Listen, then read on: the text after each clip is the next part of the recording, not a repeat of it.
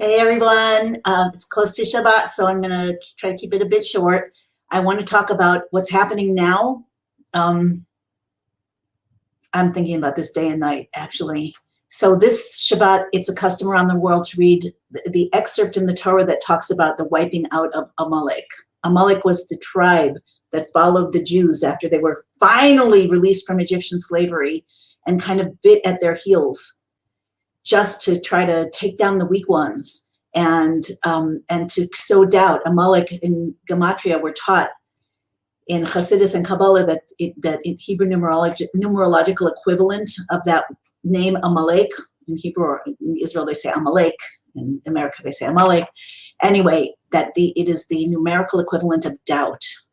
So when this tribe followed the believers that had just seen the miracles in Egypt, these 10 plagues and the revelation of HaKadosh Baruch Hu B'Chodo B'Atzmo, God's total beingness revealed in the world, in Egypt, God took them out in the souls of Israel in a moment, in a nano instant that was exactly at midnight, with more precision than any human being could have. And then, all these miracles that happened, and yet this tribe came to attack. And they came to attack the weak ones, because that's how every enemy comes to attack. They attack the weak ones first. And again, this is in the spiritual sense, it's by sowing doubt. So in previous live streams, I talked a little bit about demoralization and how Amalek was present in every generation. These are spiritual forces that come through history as fractals, that are enclosed, this power of Amalek, which is to fight God just because, to fight the Torah just because, to sow doubt just because. This is a cosmic force that is enclosed in a particular tribe that I think doesn't exist anymore as a tribe, but now it's an energy that comes into certain people and certain cultures. And we each carry some of it as our own doubt, right? We have belief and we have doubt. We want to believe that something's true, but what if it isn't? Maybe I'm strong, but maybe I'm weak. It's going to be good. Maybe it's not going to be good. That's Amalek. That's Amalek. And this Shabbat, we are reading all over the world this excerpt because we must, one of the three things that Mashiach has to do, and he does some of the things that he does through us, in order for the Geula to be complete, or before it can be complete, is to rebuild the temple in its place, to bring the exiles back to Israel, and to wipe out Amalek. I'm not sure, I should check the order before I came here, before I came on. If somebody knows it, feel free to share it in the comments. But we have to wipe out the memory of Amalek. So every quality, every person, every perception has the potential to be redeemed, with more knowledge, more wisdom, more connection, more lessons learned, except for Amalek. Amalek is the very spiritual force that God put in the world of absolute opposition to holiness. Absolute, core opposition to holiness. And that's what's up in the world right now. That's what's up. That's what's being pushed onto us so that we can separate, so we'll be driven by fear and demoralization to separate from each other, to blame each other. Oh, if you would only do what you're told, then we could be free. That's happening a lot here. If you would only stand up, then we could be free, like that. So we want to not look at them. It doesn't make sense what I was going to say. Don't shoot the messenger. But we want to look at the deeper truth, that there's a force here, and we're told that at this time we are in the redemption already. Like I said, I think yesterday, the Rebbe talks about the first stage of redemption as being exactly what we're experiencing, surrounded by many nations, evil without, evil within, and that it's designed to catalyze a shift into a Geula mindset that will then bring Geula. And this is how we're going to weave in Kabbalah of the secret, hopefully quickly, and our soul's superpowers. So this opposition, this incredible, where is there that's sane? What is it that's sane? Where can we feel safe? How can we go back to normal? Not going back to normal. We're going forward truly to a new normal, but not the new normal that Amalek wants for us, the new normal that God wants for us, which is your soul's superpowers revealed, a world of oneness, a world of goodness, a world of divinity revealed, a world of celebration, jingling and singing and dancing. It says that we'll come in crying and we'll go out laughing, and we need to start the laughing now, because what we do now in alignment with the future vision, the divine vision. That's one of our, vision is one of our soul superpowers. That's, we all have learned that by this thing called law of attraction that just popped out of nowhere, because Hashem wants us to know that our thoughts co-create. Our vision brings things into reality in so many different levels, in so many different ways. This is not just a secular thing, and it's not random that it popped up from the secular world, because it says that in many ways, in many different ways, it talks about how Mashiach will also come from the earth, from the wisdom of the earth, of the peoples of the earth, and then, we just have to put the head of Torah on top of that body of that wisdom. There are a lot of different ways to explain it, a lot of different ways that it is explained. But the soul superpowers, vision, happiness, as we've been talking about, kindness. So happiness isn't just laughing yourself. That's awesome. That breaks through your own barriers, ups your immune system. But kindness to others, making other people happy. What did Amalek try to do? Separate the weak ones from the strong ones. Create conflict within us in a way that we would blame each other rather than Amalek, rather than the ones who are responsible, that energy of destruction. So when you reach out from yourself and you do kindness to someone else to make them smile, and this is simple as calling to wish somebody a good day. I was just thinking about you. I don't know if I'm running out in a minute, but I just want to let you know I'm thinking about you, and you can acknowledge them in some specific way or just wish them a good day. Something as simple as that. Something as simple as complimenting someone or including them in your social plans, if anyone has social plans, or your Zoom meeting, that it's somebody you wouldn't normally consider including, getting someone a gift, taking someone out, sharing a glass of wine with someone. There's so many different things that you can do. Step to your friend, over to your friend, give a little neck rub. There's so many things.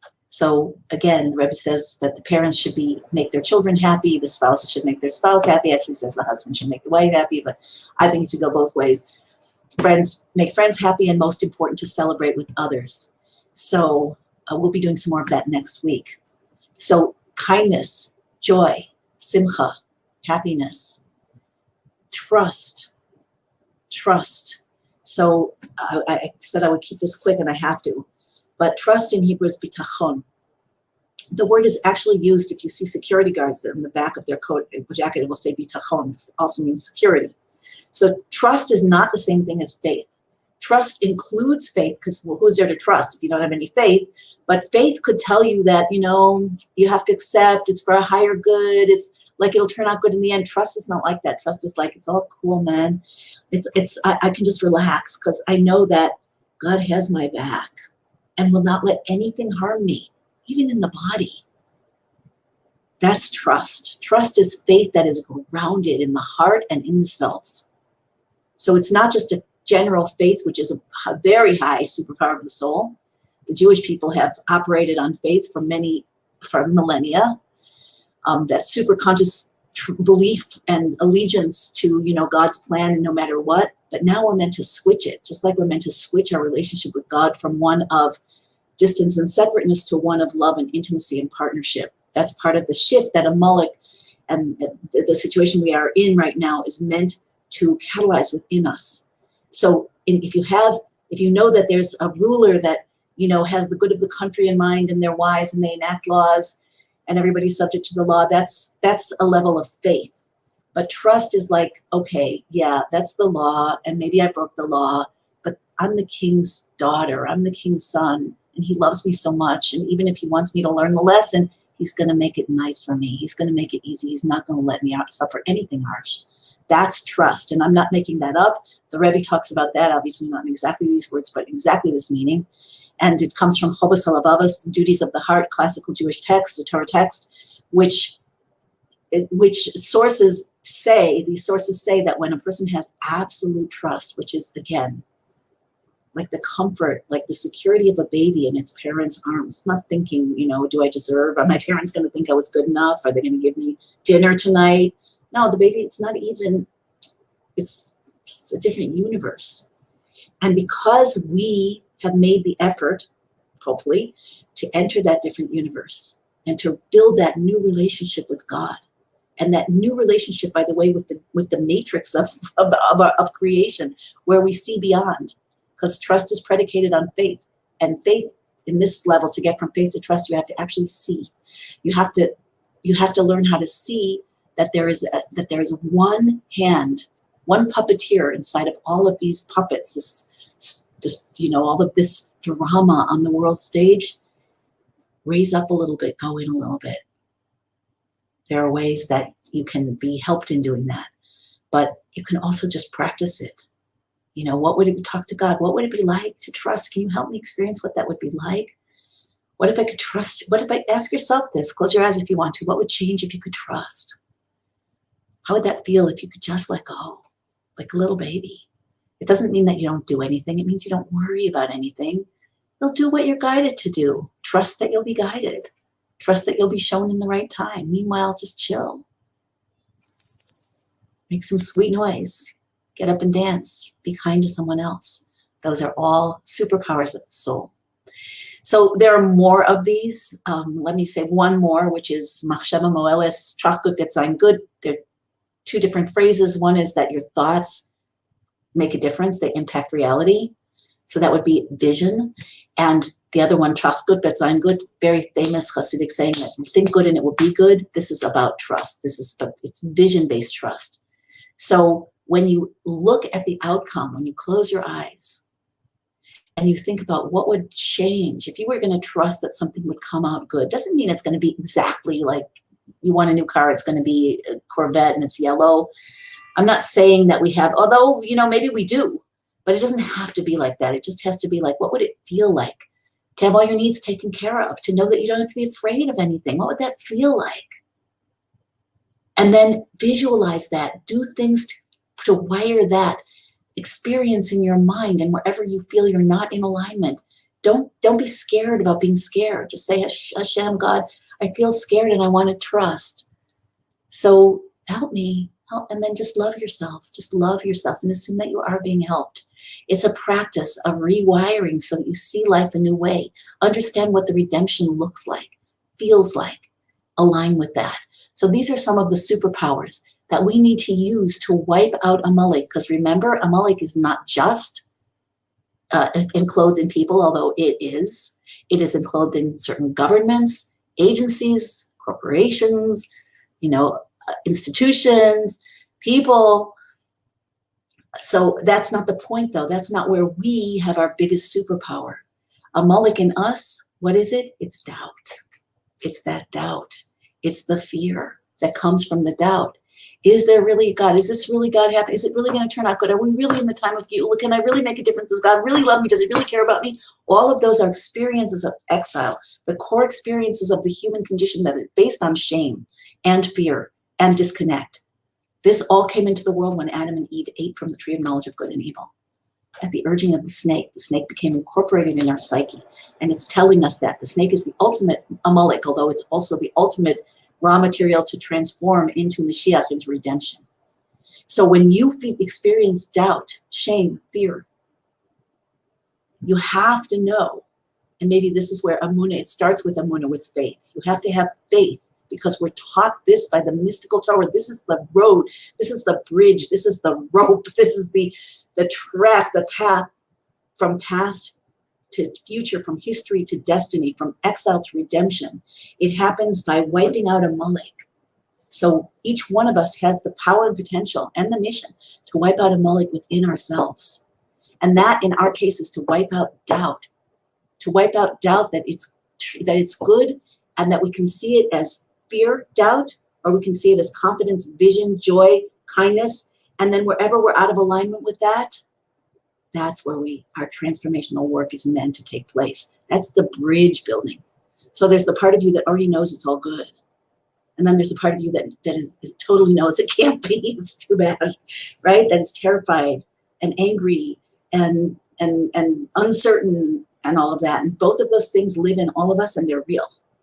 The thing that we are meant to do is not to make one wrong, but rather to know that the Amalek in us, the Nachash is the gematria of Mashiach, that Amalek in us is designed It's part of our purpose to transform darkness into light. It's designed that each time we transmute some little feeling, each time we take an action based on the vision instead of in reactivity to the fear, we're building another connection, another brick, another slat in that bridge between Gullus and Geula, exile and redemption, helplessness and co-creative superpower. Okay, there are many aspects to this. I think that part of what's happening on a more global note or cosmic note is that there have been a lot, I mean, this is also prophesied, I've mentioned it before, by the prophet Daniel, that at this time, Yisbarol v'Yislav Nicole Devarim, that it's that all that was once hidden and mixed together of good and evil is going to be separated, and it will become more and more visible. But he doesn't say everyone will see it right away. He says that the wise will understand, the foolish will not understand. So it's time for us to also become wise. And how do we help each other to become more wise? By this intrinsic connection, by knowing that all of us are in it together, and that anything that makes us point our fingers at each other, even as unpleasant and as triggering as it certainly can be, is really being foisted on us by Amalek. So we have to see Amalek as the enemy and each other as the wounded soul family that we're here to help and support, that we're here to heal. And it starts with healing oneself, make oneself happy, and then make everyone else happy, and then be happy together with people. This is the power of Adar, the superpower of Adar.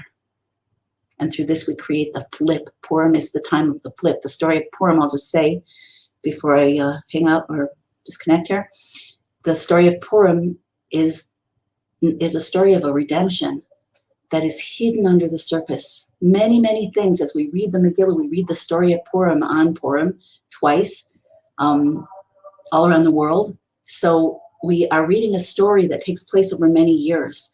The Megillah is telling us all those high points, so we can see after the fact how this led to this, how this led to this, how this led to this, and it was all part of an incredible redemption.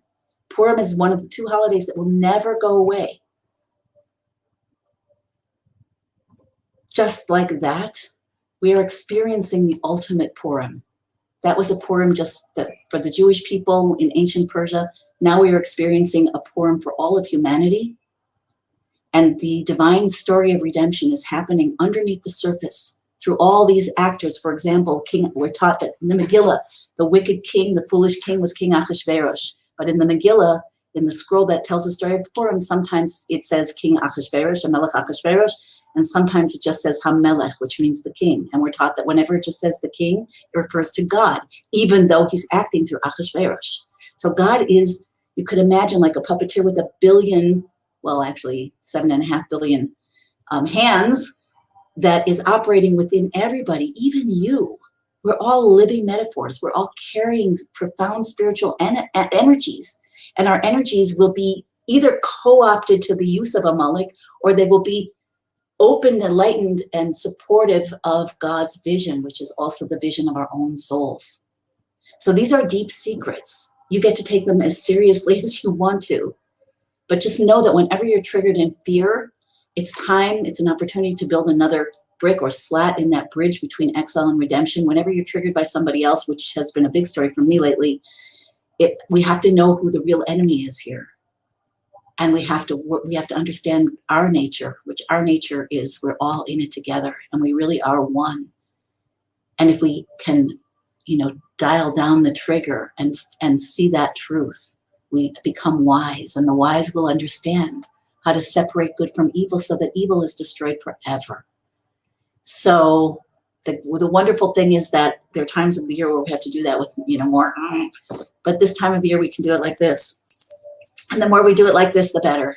So have a wonderful Shabbos. May we all wipe out Amalek and all doubt within our beings. May we have divine assistance in the most miraculous, unbelievable, infinite, but wonderfully harmonizing ways, healing ways. And may we witness the downfall of all of Amalek. Whatever Amalek energies are enclosed in anyone, if there's anything redeemable, let it be redeemed. If there's sin, let just the darkness just leave. With joy, laughter, true union, and wonders, and we're promised that. Okay, take care, everybody. See you next time.